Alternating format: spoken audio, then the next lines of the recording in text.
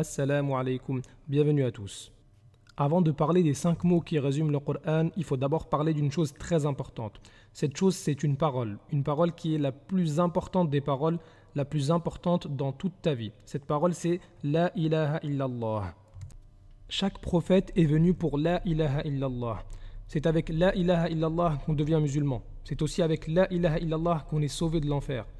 Sauf qu'il ne suffit pas de dire La ilaha illallah sans comprendre ce que signifie La ilaha illallah. Le prophète alayhi salatu wassalam, il a dit Man mata wa huwa ya'lam annahu la ilaha illallah dakhala al-jannah. Celui qui meurt et qui connaît La ilaha illallah entre au paradis. Donc si tu n'as pas compris La ilaha illallah, tu risques de contredire La ilaha illallah alors que c'est le but de la création. Sans La ilaha illallah, il n'y a pas de paradis. Sans La ilaha illallah, Allah ne te pardonnera pas. Sans La ilaha illallah, toutes tes bonnes actions seront annulées. Quand on regarde le calcul suivant, on a l'impression que le résultat va donner quelque chose de très très grand. Sauf que si on regarde bien, il y a une multiplication par 0. Et quand on multiplie quelque chose par 0, ça fait 0. Et donc si tu viens au jour du jugement avec plein de bonnes actions, mais que tu n'as pas La ilaha illallah, tout sera annulé. Alors ça veut dire quoi La ilaha illallah? Si tu crois que La ilaha illallah, ça veut dire qu'Allah c'est le seul créateur, ça suffit pas. Tu peux croire qu'il y a un seul créateur, mais ne pas l'adorer ou adorer quelqu'un d'autre. Alors c'est quoi le sens de La ilaha illallah? En arabe, La, c'est la négation. Ilaha, c'est celui qui est adoré. Illa, sauf. Allah, Allah qui est le Seigneur de l'univers. Donc La ilaha illallah, ça veut dire il n'y a qu'Allah qui mérite d'être adoré. Car il existe de fausses divinités. Il en existe plusieurs qui sont adorées en dehors d'Allah. Tu dois donc être convaincu qu'Allah est le seul qui mérite d'être adoré.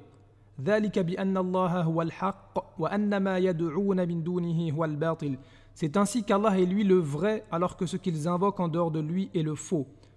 Allah est donc le seul qui doit être invoqué, le seul qui doit être prié, le seul pour qui on doit sacrifier, le seul par qui on doit jurer.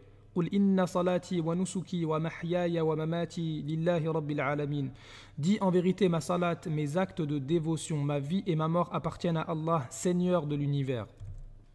Maintenant que tu sais que La ilaha illallah, ça veut dire La ma'bouda bihaqqin illallah, c'est-à-dire qu'Allah est le seul qui mérite l'adoration, et que tu sais que cette parole c'est la plus importante, on peut donner les 5 mots qui résument le Coran. Al-Hassan al-Basri rahimahullah a dit tous les livres qu'Allah a révélés sont résumés dans le Coran. Et le Coran est résumé dans Surat al-Fatiha, qui est la première sourate du Coran.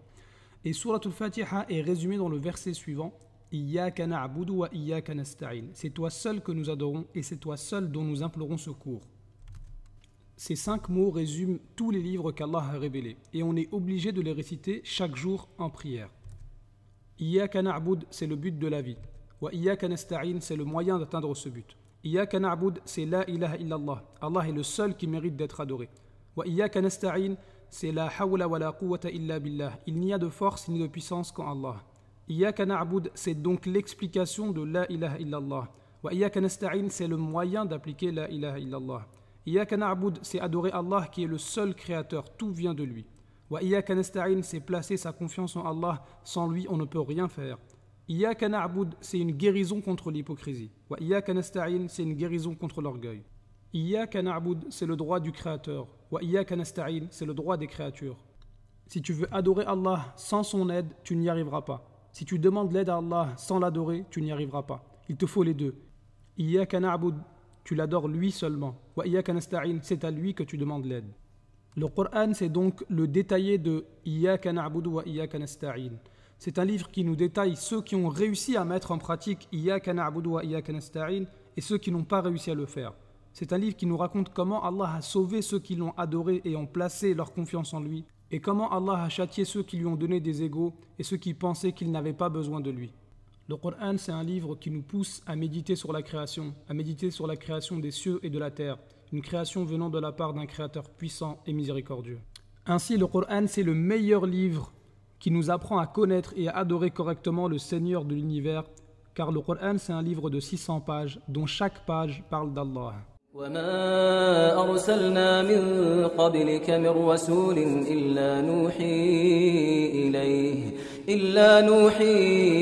إليه أنه لا إله إلا أنا فاعبدون